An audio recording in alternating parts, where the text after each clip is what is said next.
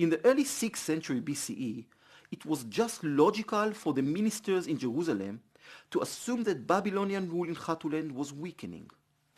Седекия could also evaluate that Egypt can confront with the Babylonian army and assist him in his decision to rebel against Nebuchadnezzar. Egypt's support for the rebellion was a major condition, and indeed, as we already seen, there is clear evidence that the ties between Judah and Egypt were tightened during the time of Седекия. It was noticed even by the Judahites that were deported to Babylon together with King Jehoiachin already in 597, and one of them, the prophet Ezekiel, could criticize Седекия and warn him, and I read from Ezekiel 17:15. ויקח מזרע המלוכה, ויכרות איתו ברית, ויבא אותו בעלה ואת אלי הארץ לקח, להיות ממלכה שפלה לבלתי יתנסה לשמור את בריתו לעומדה, וימרוד בו לשלוח מלאכיו מצרים, לתת לו סוסים ועם רב, היצלח, הימלט העושה אלה והפר ברית ונמלט? In my opinion, Egypt's retreat in the face of the Babylonian army in the middle of the Babylonian siege on Jerusalem, perhaps even without confronting it, as well as the continued unchallenged control by the Babylonians in the region, are proof that the rebellion against Babylon and the reliance on the Egyptians were a serious miscalculation.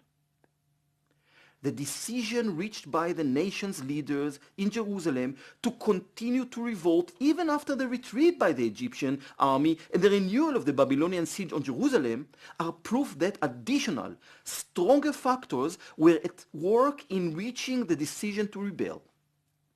These factors were social and political, and in particular, ideological, theological reasons that led the leaders of Judah to persist in the rebellion against Babylon until its final surrender and destruction. As I described already in the introduction to this part of the course, the echoes of Sennacherib's campaign and the remembered rescue of Jerusalem from the Assyrians were interpreted several generations later as definitive proof of the manifestation of God's power in the world and produced feeling of a total security that God would protect his city. Among the military, political, and religious leadership in Jerusalem, there was a prevailing belief that Jerusalem would continue to exist peacefully and would never fall to an enemy and oppressor. This perception led to a relaxation of some of the restraints that had characterized the leadership of the small kingdom throughout most of its life, and which enabled a large degree of political, religious, and diplomatic freedom, specifically at the time when caution was essential. Jeremiah's attempt to combat this perception and his call to do not put your trust in the words of the lie and keep saying, the temple of the Lord, the temple of the Lord, the temple of the Lord are these, in Jeremiah 7:4, is one of the indications for the centrality of this idea on the eve of the destruction of Jerusalem. It is probable that Седекия was influenced also by the activist circle that took action in Jerusalem and the groups of prophets who pushed for rebellion against Babylon. A description of the events that took place in the last year of the Judean kingdom reveals the resonance of the religious nationalistic fanaticism that was prevalent in Jerusalem. The central role of the officials that believed that nothing will happen to Jerusalem no matter what they will do, and the prophets, which according to Jeremiah are false prophets, together with the weakness of King Седекия, are expressed mainly in the prophecies of Jeremiah and in the stories about this prophet during the Babylonian siege in chapter 37 and 38.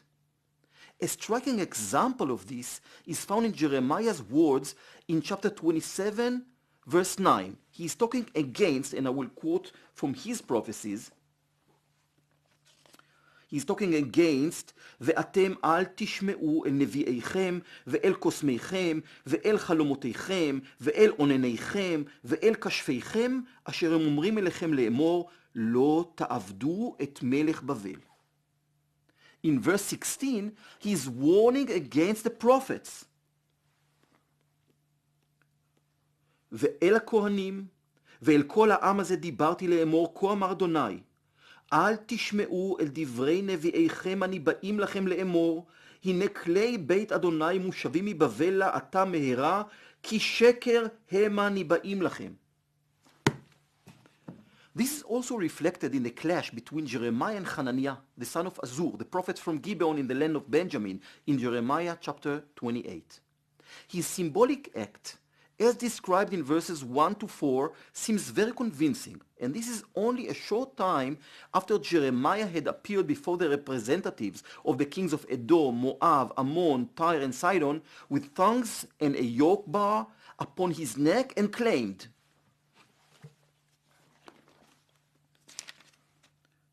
אנוכי עשיתי את הארץ, את האדם ואת הבהמה אשר על פני הארץ, בכוחי הגדול ובזרועי הנטויה, ונתתיה לאשר ישר בעיניי. ועתה, אנוכי נתתי את כל הארצות האלה ביד נבוכדנצר מלך בבל עבדי, וגם את חיית השדה נתתי לו לעבדו. ועבדו אותו כל הגויים ואת בנו ואת בן בנו, עד בו את ארצו גם הוא, ועבדו בו גויים רבים ומלכים גדולים. According to Jeremiah 28 verse 10, Hananiah took the yoke bar from Jeremiah's neck and broke it. He encouraged those present to revolt against Babylon, and according to verses 2 to 4 in chapter 28, he claimed that, כה אמר אדוני צבאות אלוהי ישראל לאמור, שברתי את עול מלך בבל, בעוד 2 ימים אני משיב אל המקום הזה את כל כלי בית אדוני אשר לקח נבוכדנצר מלך בבל מן המקום הזה, ויביאם בבלה, ואת יחניה בן יהויקים מלך יהודה, ואת כל גלות יהודה הבאים בבלה, אני משיב אל המקום הזה נאום אדוני, כי אשבור את עול מלך בבל. Prophets were also active among the exiles to Babylon, calling for the breaking of the Babylonian yoke, and Jeremiah acted against them as well, stating that they are false prophets and they are saying false words. In Jeremiah 29, verse 8 to 9, he is saying, כי כה אמר אדוני צבאות אלוהי ישראל, אל ישיעו לכם נביאיכם אשר בקרבכם וקוסמיכם, ואל תשמעו אל חלומותיכם אשר אתם מחלמים, כי בשקר הם ניבאים לכם בשמי, לא שלחתים נאום אדוני. Jeremiah even notes the names of 2 prophets, Ahab the son of Koliah and Седекия the son of Maaseiah, whom the king of Babylon roasted in fire after they had prophesied what he interpreted as false words. And you can check me in Jeremiah 29 verses 21 to 23. Who could decide in this stage who is the real prophet delivering the message of the God of Israel and who is the false prophet? And how to react? Should the people accept and agree with the Babylonian yoke or resist it? Only after the destruction of Jerusalem it became clear that the rebellion against Babylon was wrong, that Jerusalem could have been destroyed, that the protection of God on his city was not unconditioned, and that Jeremiah presented the right way. The people should have obeyed. But it was too late. According to the story in Jeremiah 38 verse 15, even at the eve of the destruction of Jerusalem, the prophet could say to the king Zedekiah, "V'chi i'atzcha lo tishma elai," and he could repeat few times the statement that "V'ha'am hazeh lo sham'u elai."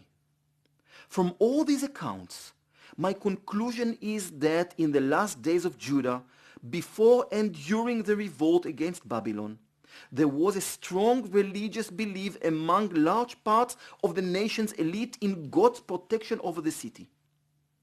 This belief overcame military and political considerations and fear of Babylonian power and determination. Already in his 1959 book on the history of Israel, Bright described this nationalistic atmosphere on the eve of the revolt against Babylon as theological madness. Many scholars followed him, and it seems also to me that this is a justified definition. Coming back to what we actually know about the events at the eve of the rebellion against Babylon. Do we have any indication for other vassal kingdoms who joined Judah in this revolt? Well, apart from scant information about Tyre and Ammon, nothing is known of additional kingdoms that took part in the anti-Babylonian pact.